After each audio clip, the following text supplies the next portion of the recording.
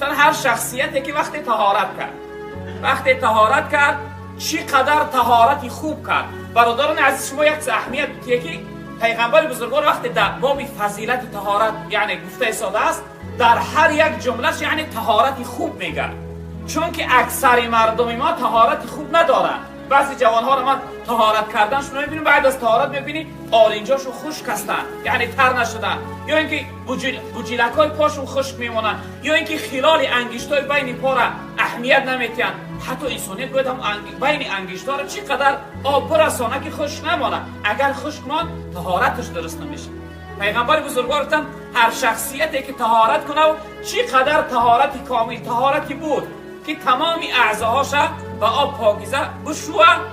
بعد از طهارت کردنش این کلمه شهادت که اشهد ان لا اله الا الله و ان محمدا عبده و رسوله، این کلمه را بعد از طهارت کردنش بگوید، خداوند تمام درهای جنت در روی هم شخصیت کشاده میگرداند و براش میگفته است که از کدام در جنت میخواهی در جنت داخل شید.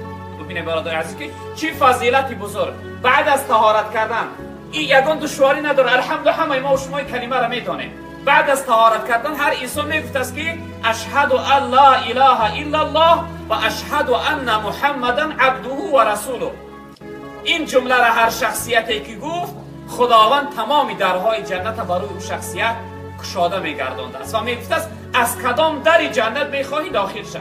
در روایت دیگر از جناب پیغمبر میگه که در جنت دری هست که در یعنی نماز است، در ریان برای روزدارها هست، درهای جنت مخصوص برای هر طایفه هستند.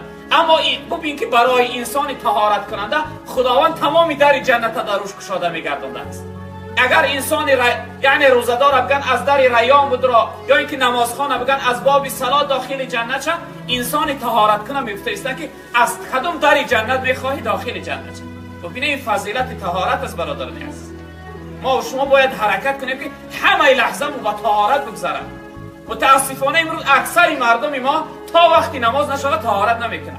یا اینکه بگویم میبخشه برادرم قرآن من ابتی میگه تحصیل میبخشه طهارت ندارم، مسجد آمده میگه طهارت ندارم، یا اینکه میسته کو که اشان خاری عذاب بگم بعد پس طهارت کنیش میرم. انسانیت باید همه وقت همیشه پای به طهارت. حتی در یک روایت پیغمبر بزرگوار گفتن که انسان اگر پیش از خواب رفتنش طهارت کنه و خواب روه، تا سحر خوابش عبادت نوشته میشود. پای به طهارت خواب رفتن وقتی خواب رکو یکون بلا نمیزنه.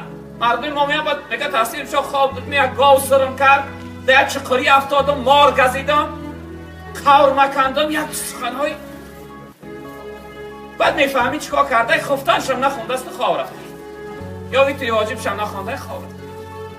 طهارت کن، پای با طهارت خواب. انشاءالله شب خواب میبینی جناب پیغمبر را در خوابت میبینی، حج رفتن خواب میبینی، نماز خواندن خواب میبینی، قرآن خواندن خواب میبینی وقتی پای با طهارت خواب.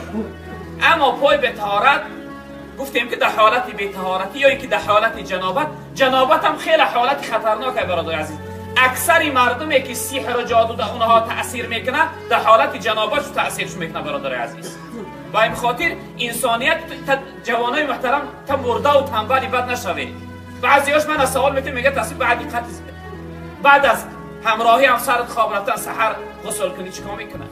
آخه ده همین بنیه ها و ده همین آوای گرمی که همیشه هستن این خیلی تنبلی و مردگی. برای آوازی که بیا به حضور خواب را آخی. وقتی که انسان پاکیزه باشه، پای به طهارت باشه، او را انشاءالله رب العالمین که نه سحر تاثیرش میکنه، نه جادو تاثیرش میکنه، نه جین میزنش، نه شیطان او را یعنی به سبب خوابهای هر نموده یعنی او را تشویش میگردانه. انشاءالله خوابهای خوبی. به خاطر انسانیت حرکت کنه که همه وقت بشه پای به طهارت باشه.